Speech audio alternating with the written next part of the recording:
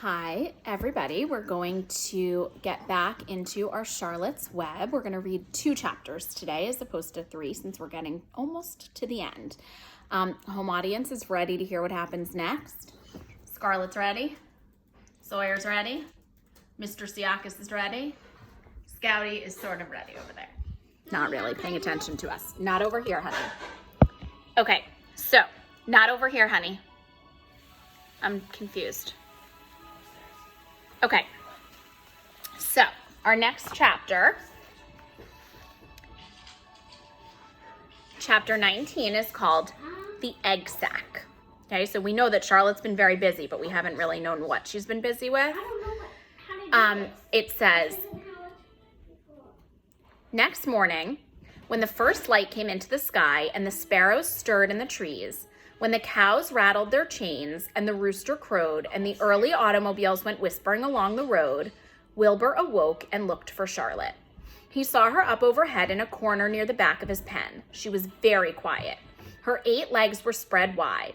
She seemed to have shrunk during the night. Next to her, attached to the ceiling, Wilbur saw a curious object. It was a sort of sack or cocoon. It was peach-colored and looked as though it were made of cotton candy. Here's a picture of what he's seeing.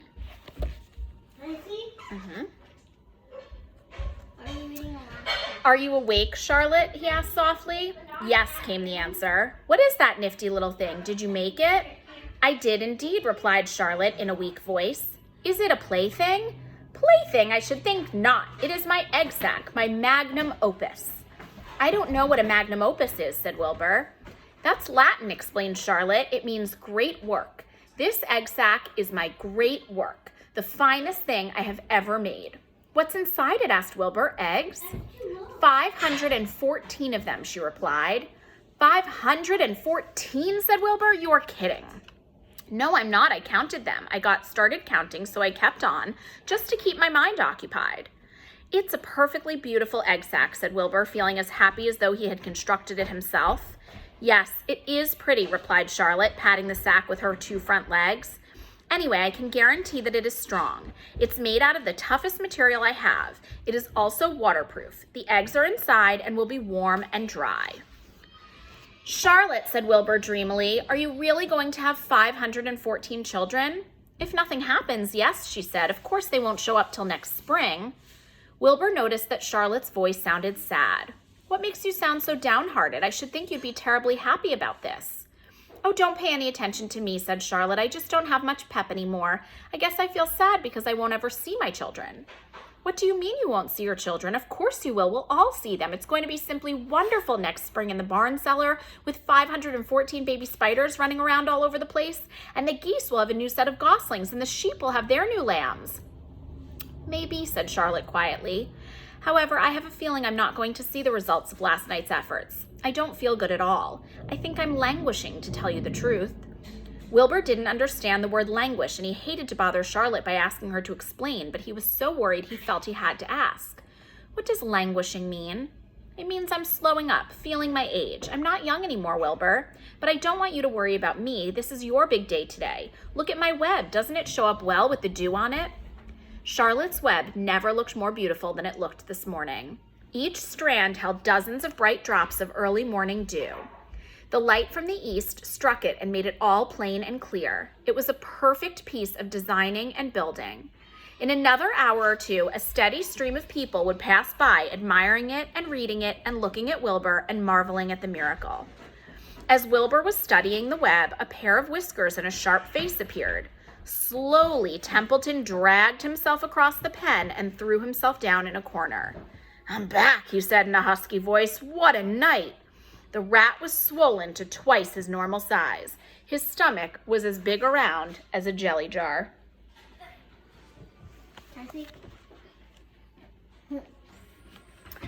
What a night, he repeated hoarsely. What feasting and carousing, a real gorge. I must have eaten the remains of 30 lunches.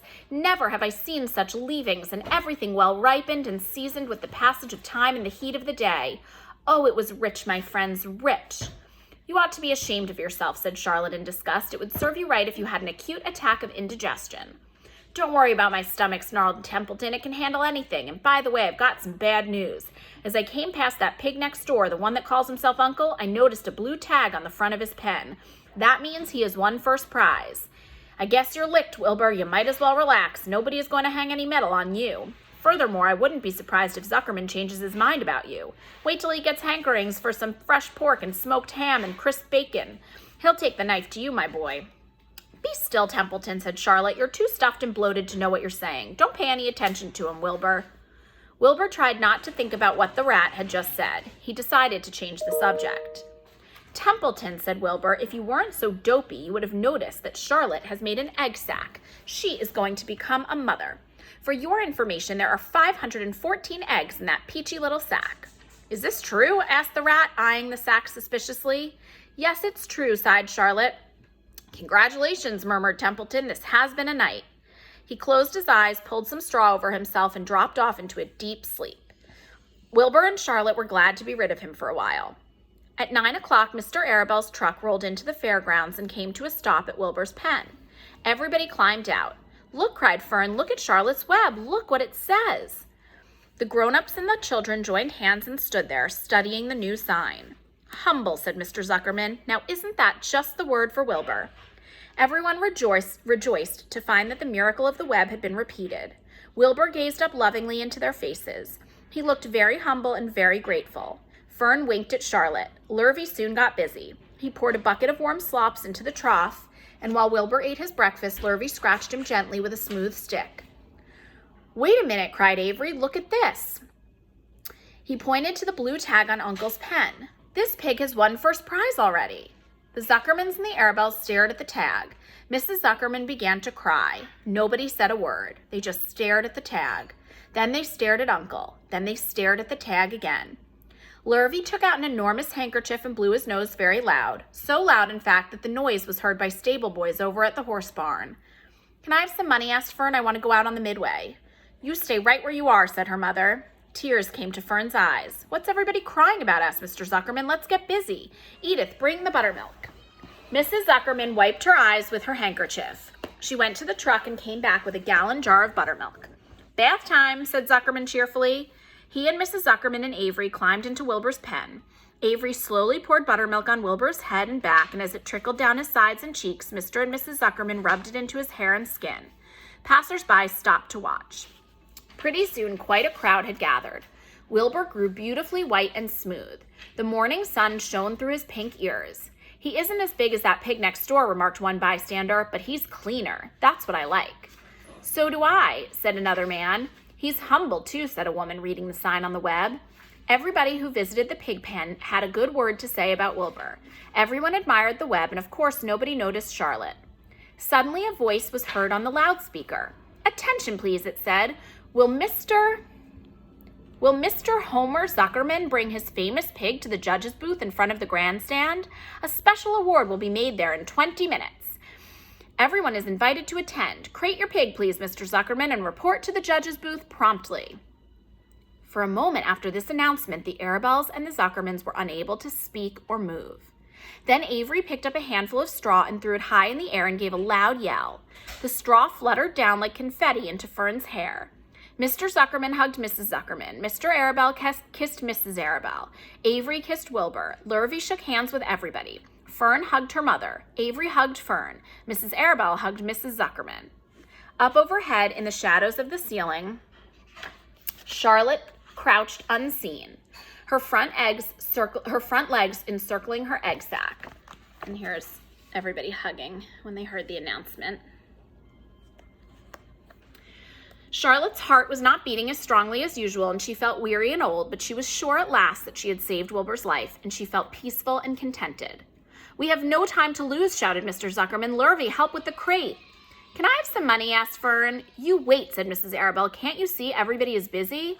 Put that empty buttermilk jar into the truck, commanded Mr. Arabel. Avery grabbed the jar and rushed to the truck. Does my hair look all right? Asked Mrs. Zuckerman. Looks fine, snapped Mr. Zuckerman as he and Lurvy set the crate down in front of Wilbur.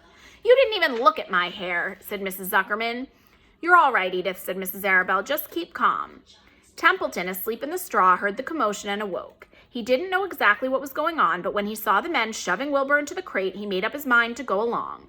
He watched his chance, and when no one was looking, he crept into the crate and buried himself in the straw at the bottom. "All ready, boys," cried Mr. Zuckerman. "Let's go." He and Mr. Arabelle and Lurvy and Avery grabbed the crate and boosted it over the side of the pen and up into the truck. Fern jumped aboard and sat on top of the crate. She still had straw in her hair and looked very pretty and excited. Mr. Arabelle started the motor. Everyone climbed in and off they drove to the judge's booth in front of the grandstand. As they passed the Ferris wheel, Fern gazed up at it and wished she were in the topmost car with Henry Fussy at her side. Chapter 20 is called The Hour of Triumph. "Special announcement," said the loudspeaker in a pompous voice. "The management of the fair takes great pleasure in presenting Mr. Homer L. Zuckerman and his famous pig. The truck bearing this extraordinary animal is now approaching the infield. Kindly stand back and give the truck room to proceed. In a few moments, the pig will be unloaded in the special judging ring in front of the grandstand where a special award will be made. Will the crowd please make way and let the truck pass? Thank you." Wilbur trembled when he heard this speech. He felt happy but dizzy. The truck crept along slowly in low speed. Crowds of people surrounded it, and Mr. Arabelle had to drive very carefully in order not to run over anybody. At last, he managed to reach the judge's stand. Avery jumped out and lowered the tailgate. "I'm scared to death," whispered Mrs. Zuckerman. "Hundreds of people are looking at us." "Cheer up," replied Mrs. Arabelle. "This is fun." "Unload your pig, please," said the loudspeaker. "All together now, boys," said Mr. Zuckerman. Several men stepped forward from the crowd to help lift the crate. Avery was the busiest helper of all. "Tuck your shirt in, Avery," cried Mrs. Zuckerman, "and tighten your belt. Your pants are coming down." "Can't you see I'm busy?" replied Avery in disgust. "Look," cried Fern, pointing. "There's Henry." "Don't shout, Fern," said her mother, "and don't point." "Can't I please have some money?" asked Fern. "Henry invited me to go on the Ferris wheel again, only I don't think he has any money left. He ran out of money." Mrs. Arabelle opened her handbag. "Here," she said, "here's 40 cents. Now don't get lost and be back at our regular meeting place by the pig pen very soon." Fern raced off, ducking and dodging through the crowd in search of Henry. "The Zuckerman pig is now being taken from his crate," boomed the voice of the loudspeaker. "Stand by for an announcement." Templeton crouched under the straw at the bottom of the crate. "What a lot of nonsense," muttered the rat. "What a lot of fuss about nothing." Over in the pig pen, silent and alone, Charlotte rested. Her two front legs embraced the egg sack. Charlotte could hear everything that was said on the loudspeaker. The words gave her courage. This was her hour of triumph. As Wilbur came out of the crate, the crowd clapped and cheered. Mr. Zuckerman took off his cap and bowed. Lurvy pulled his big handkerchief from his pocket and wiped the sweat from the back of his neck. Avery knelt in the dirt by Wilbur's side, busily stroking him and showing him off. Mrs. Zuckerman and Mrs. Arabelle stood on the running board of the truck. "Ladies and gentlemen," said the loudspeaker, "we now present Mr. Homer L. Zuckerman's distinguished pig. The fame of this unique animal has spread to the far corners of the earth, attracting many valuable tourists to our great state. Many of you will recall that never-to-be-forgotten day last summer when the writing appeared mysteriously on the spider's web in Mr. Zuckerman's barn, calling the attention of all and sundry to the fact that this pig was completely out of the ordinary. This miracle has never been fully explained, although learned men have visited the Zuckerman pig pen to study and observe the phenomenon. In the last analysis, we simply know that what we are dealing with is supernatural force, and we should all feel proud and grateful. In the words of the spider's web, ladies and gentlemen, this is some pig."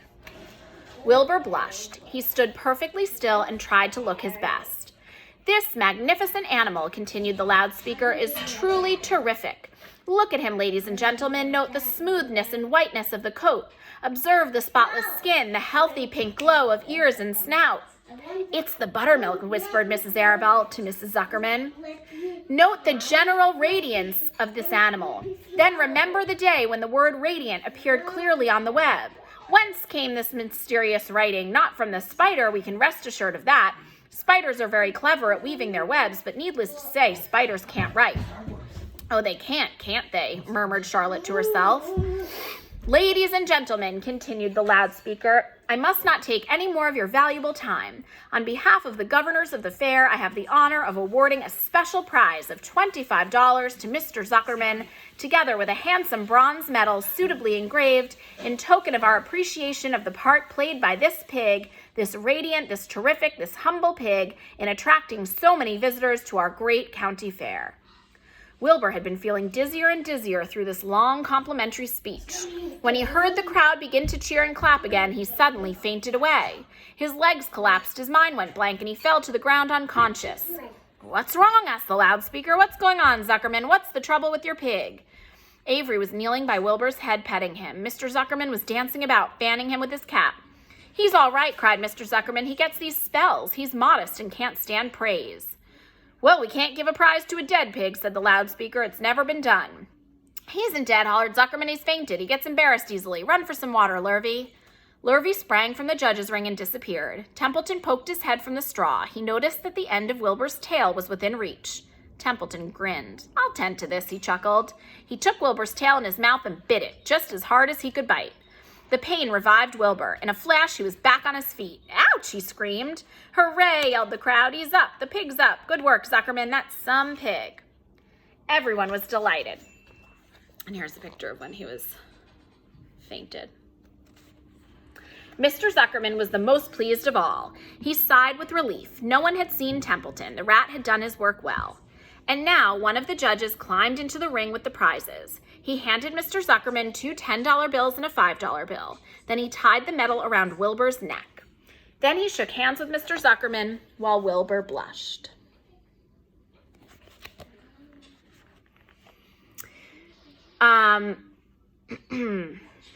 Avery put out his hand, and the judge shook hands with him too. The crowd cheered. A photographer took Wilbur's picture. A great feeling of happiness swept over the Zuckermans and the Arabelles. This was the greatest moment in Mr. Zuckerman's life. It is deeply satisfying to win a prize in front of a lot of people. As Wilbur was being shoved back into the crate, Lurvy came charging through the crowd carrying a pail of water. His eyes had a wild look.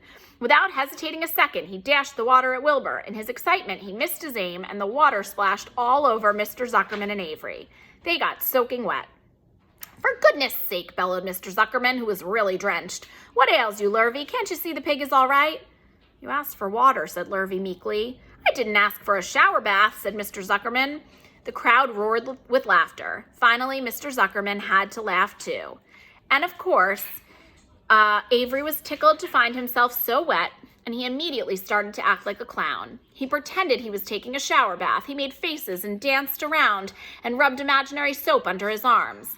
Then he dried himself with an imaginary towel. Avery, stop it, cried his mother. Stop showing off. But the crowd loved it. Avery heard nothing but the applause. He liked being a clown in a ring with everybody watching in front of a grandstand. When he discovered there was still a little water left in the bottom of the pail, he raised the pail high in the air and dumped the water on himself and made faces. The children in the grandstand screamed with appreciation. At last, things calmed down. Wilbur was loaded into the truck. Avery was led from the ring by his mother and placed on the seat of the truck to dry off. The truck, driven by Mr. Arabelle, crawled slowly back to the pig pen. Avery's wet trousers made a big wet spot on the seat. And that's the end of that chapter. So we'll see how the book ends tomorrow.